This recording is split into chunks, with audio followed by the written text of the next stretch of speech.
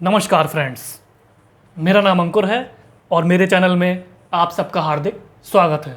Friends, हाल ही में हमने अपना इंग्लिश स्पीकिंग कोर्स स्टार्ट किया हुआ है, जिसमें मैं अभी तक आपको इंग्लिश स्पीकिंग के पार्ट 27 कवर करा चुका हूं। और फ्रेंड्स, पार्ट 27 में मैं आपको बेसिक वर्ड्स प्रोनाउंसिएशन के बारे में मैंने बहुत महत्वपूर्ण जानकारी आपको दी थी कि कैसे हम वर्ड्स को साइलेंटली प्रोनाउंस करते हैं इंग्लिश लैंग्वेज में जब हम सामने वाले व्यक्ति से कन्वर्सेशन करते हैं तब। तो फ्रेंड्स, आज हम स्टार्ट करेंगे इंग्लिश स्पीकिंग का पार्ट 28, जिसमें हम बेसिक वर्ड्स प्रोनाउंसिएशन को ही कंटिन्यू करेंगे। तो चलिए फ्रेंड्स, फिर हम स्टार्ट करते हैं इंग्लिश स्पीकिंग का पार्ट 28। English speaking part 28। अब फ्रेंड्स, हम जानेंगे टी के प्रोनाउंसिएशन के बारे में। प्रोनाउंसिएशन ऑफ टी यानी टी के उच्चारण के बारे में। टी के उच्चारण होते हैं शा, चा, था और दा। जो फ्रेंड्स टी होता है तो उसके जो प्रोनाउंसिएशन होते हैं इंग्लिश लैंग्वेज में वो बेसिकली हिंदी के शा, चा, था और दा के रूप में होते हैं। चलिए एग्जाम्पल देखते हैं। PATIENT इंग्लिश में पेशेंट, हिंदी में पेशेंट यानी रोगी। PORTION इंग्लिश में पोर्शन, हिंदी में पोर्शन यानी किसी चीज का कुछ भाग। RATIO इंग्लिश में रेशो, हिंदी में रेशो यानी अनुपात। INITIAL इंग्लिश में इनिशियल, हिंदी में इनिशियल यानी प्रारंभिक। PROMOTION इंग्लिश में प्रमोशन, हिंदी में प्रमोशन यानी आपकी वृद्धि। शब्द के टी के बाद IE, IA, IO हों तो टी को शा बोला जाता है। फ्रेंड्स, यदि शब्द के जो कैपिटल टी है उसके बाद IE, IA, IO अगर हों तो टी को हम शा से प्रोनाउंस करते हैं। CUL, TURE इंग्लिश में कल्चर, हिंदी में कल्चर यानी सभ्यता।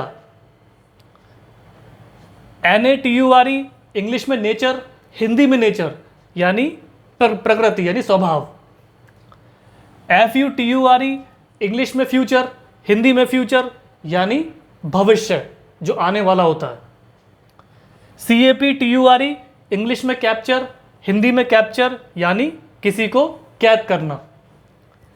PICTURE इंग्लिश में पिक्चर, हिंदी में पिक्चर यानी दृश्य या तस्वीर। CREATURE इंग्लिश में क्रीचर, हिंदी में क्रीचर यानी जंतु।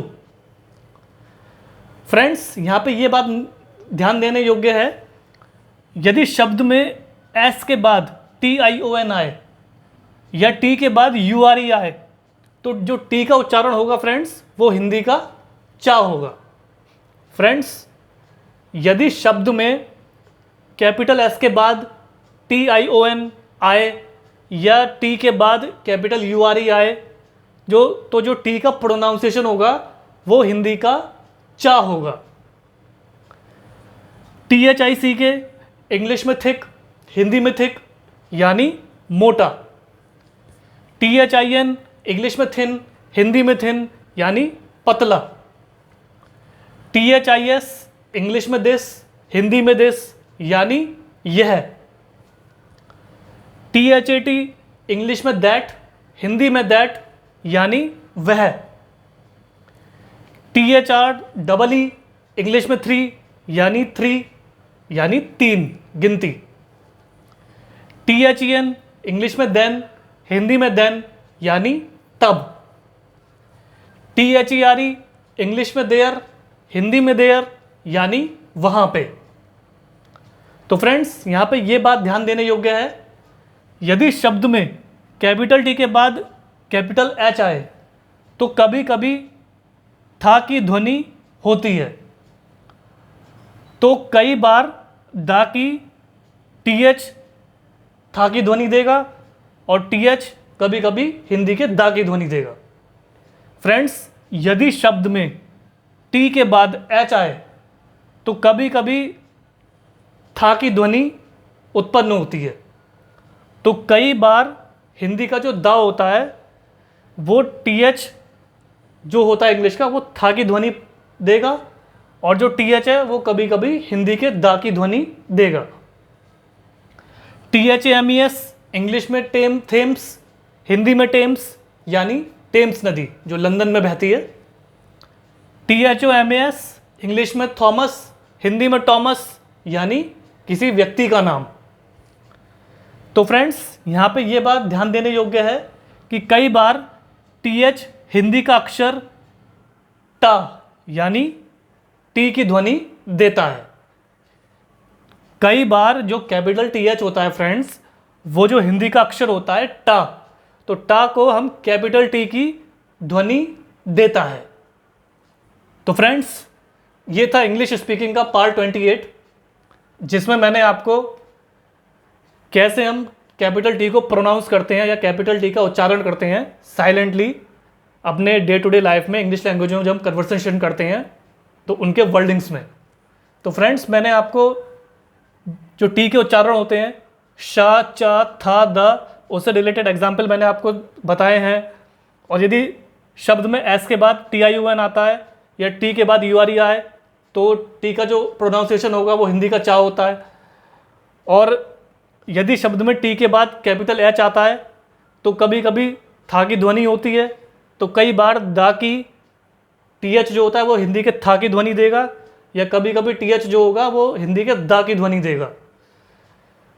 और कई बार कैपिटल TH जो होता है वो हिंदी का अक्षर टा यानी इंग्लिश में कैपिटल टी की ध्वनि देता है। तो मैंने उससे रिलेटेड जो वर्ड्स है फ्रेंड्स, मैंने आपको उसके बारे में काफ़ी महत्वपूर्ण जानकारी देने का प्रयास किया है कि कैसे हम इन प्रोनाउंसिएशन के द्वारा इन वर्ड्स को साइलेंटली इंग्लिश लैंग्वेज में प्रोनाउंस कर सकते हैं जब हमें कन्वर्सेशन करना होता है अपनी डे टू डे लाइफ में सामने वाले व्यक्ति से।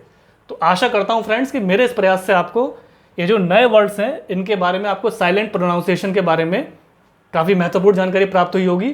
तो कृपया करके मेरे चैनल को लाइक, शेयर, सब्सक्राइब कीजिएगा और नीचे जो बेल आइकन दिया हुआ है उसको प्रेस ज़रूर कीजिएगा। और मैं हमेशा की तरह अपने इंस्टाग्राम और फेसबुक का लिंक भी नीचे डिस्क्रिप्शन में शेयर कर दूंगा। तो फ्रेंड्स मुझे इसी तरह से सपोर्ट करते रहिएगा ताकि जो भी मैं इंग्लिश के लेसन्स आगे लाऊं वो इतने सिंपल, ईजी, एफिशिएंट वे में हो जिसमें आपके सारे डाउट्स क्लियर हो जाएं, आपको कुछ बेसिक्स वर्डिंग्स के बारे में, उनकी मीनिंग और उनके मतलब आपको समझ में आ जाए, ताकि आप उसे अपनी इंग्लिश लैंग्वेज में अच्छी तरह यूज़ कर पाएँ समझ कर। तो फ्रेंड्स मेरा यही प्रयास है कि आपका कॉन्फिडेंस बूस्टअप हो जाए, आपका हेजिटेशन दूर हो जाए, आपकी इंग्लिश लैंग्वेज इतनी फ्लुएंट हो जाए कि आप अपनी सोसाइटी या किसी बड़े पर्सपेक्टिव में फ्लुएंटली इंग्लिश में कन्वर्सेशन कर पाएँ सामने वाले व्यक्ति के सामने। तो इससे ये होगा फ्रेंड्स, एक तो आपकी पर्सनैलिटी ग्रूम होगी, आपको हर जगह रेस्पेक्ट मिलेगी, और फ्रेंड्स आपको जो कॉन्फिडेंस होगा वो बहुत ज़्यादा बूस्टअप होगा। तो फ्रेंड्स आपने अपना कीमती समय दिया, इसके लिए आपका बहुत बहुत धन्यवाद।